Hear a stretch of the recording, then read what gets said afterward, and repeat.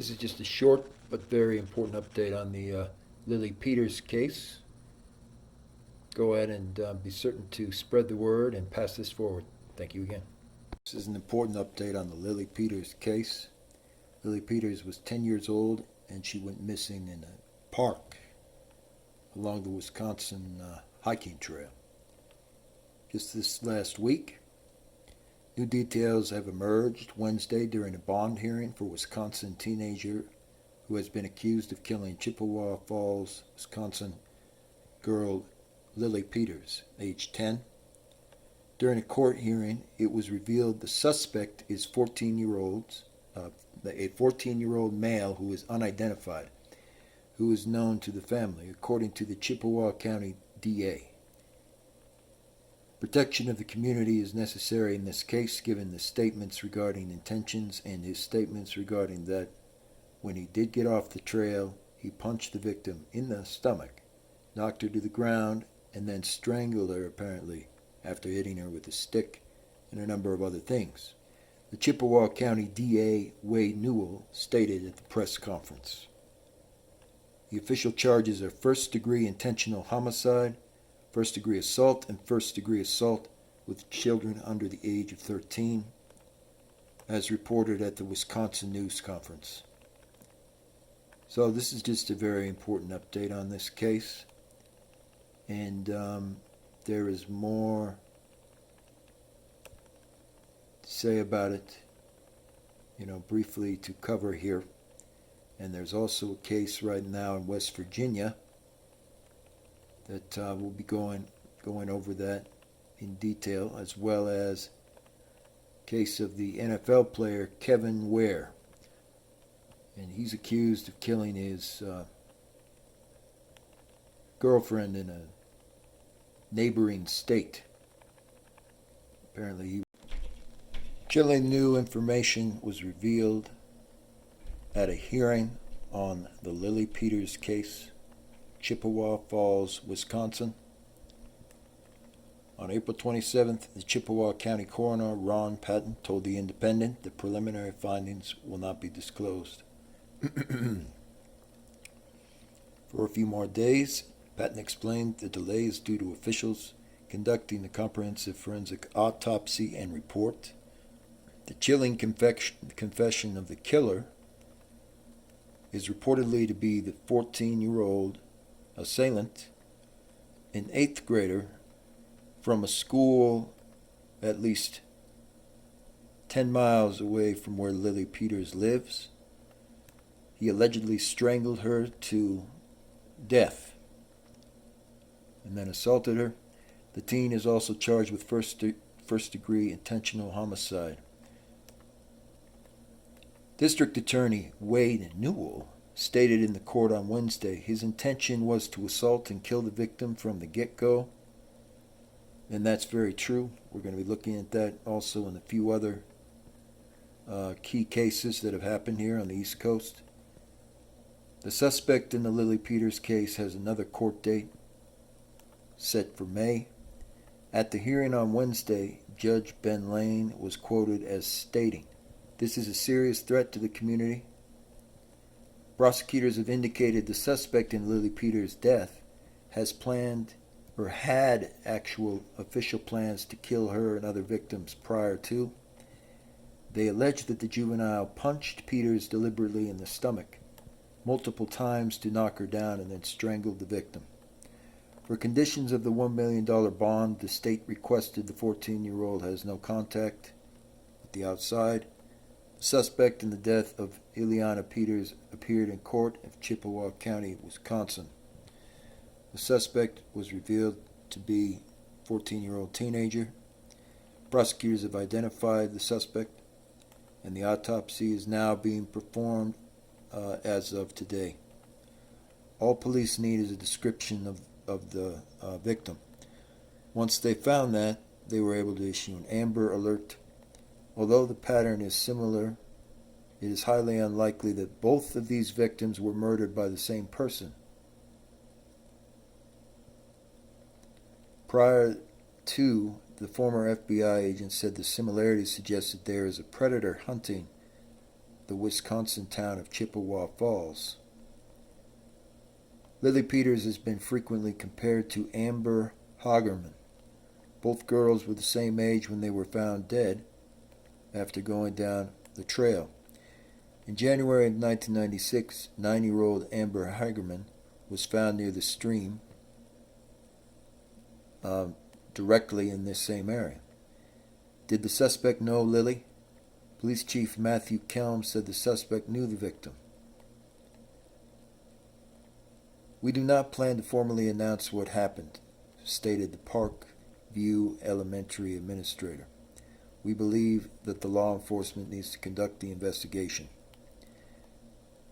By now you have heard about this incident that occurred," stated Superintendent Jeff Holmes. Lily was a 4th grader at this school. The body of Lily Peters was discovered in the woods directly off the hiking trail of Chippewa Falls. Chippewa Falls Chief Matthew Kelm said the suspect is in custody. More memorials are planned. A message that appears to have been posted on Facebook was tweeted and asked the tourists, "Do not go down the 400 block of North Grove Street." So, and there could be many reasons for that. They may be looking for someone else. And it also can just simply be related to the fact that Wisconsin has a very rough neighborhood in Chippewa Falls and in the area near, basically near Milwaukee. So thank you, and I appreciate you just continuing to get the word out about this case and continue to spread the news. Thank you. The Lily Peters murder. The autopsy has been conducted in Wisconsin in cooperation with several different rescue teams. It involves the 10-year-old victim, Lily Peters. Lily Peters is a 10-year-old girl who prosecutors say was killed by an 8th grader in Chippewa Falls, Wisconsin. The autopsy findings, or the autopsy results, are preliminary right now. No other details are released. The 14-year-old suspect faces 3 charges: first-degree intentional homicide, first-degree assault, and first-degree assault of a child under age 13. Newell argued there was need to protect the community. Judge Benjamin Lane agreed to a $1 million cash bond requested by the state and federal authorities with the condition that the defendant, identified as CPB, have no contact with any type of juveniles.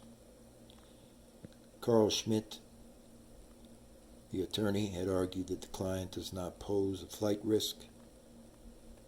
The juvenile defendant's hearing is set for 4:30 on May 5th, and the suspect also was at the time following Lily Peters around. So anyway, that's really all there is on this case for right now. There are some other unusual events that are being looked at very carefully, but this is the update. So please go ahead and continue to get the word out.